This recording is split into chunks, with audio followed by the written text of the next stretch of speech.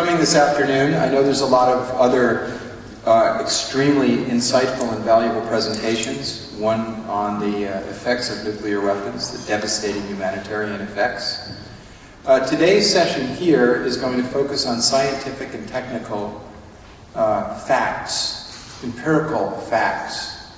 And the reason that we put this together is essentially that there is the use of the term realism in political philosophy today. The realists generally claim that the kind of world that we want to move toward, a world of higher levels of cooperation, greater respect for the rule of law, and the elimination of nuclear weapons, is not realistic. And they use the term real not in the same way as a scientist would use the term real. It's a political philosophy that's based on a Hobbesian worldview, the inevitability of states looking out purely for their self-interest rather than seeking a common good. But scientists use the term real quite differently.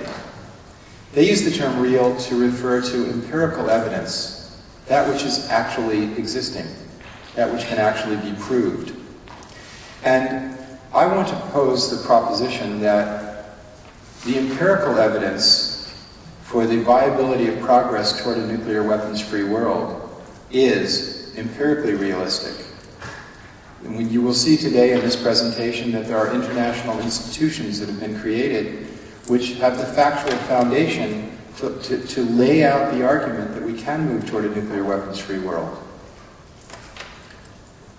I'm a lawyer, and I've tried many cases in courts. The most powerful cases are those that are based on facts. We present the facts, we present the empirical evidence, we present the law, and then the decision is made. If the law is on your side and the facts are on your side, the likelihood of prevailing is very high. In this instance, the law is on the side of those who want to move toward a nuclear weapons-free world. The International Court of Justice has unanimously ruled that there is a duty to negotiate to completion a legal framework or instrument eliminating nuclear weapons. The Nuclear Non-Proliferation Treaty contains within it a provision that compels movement in that direction.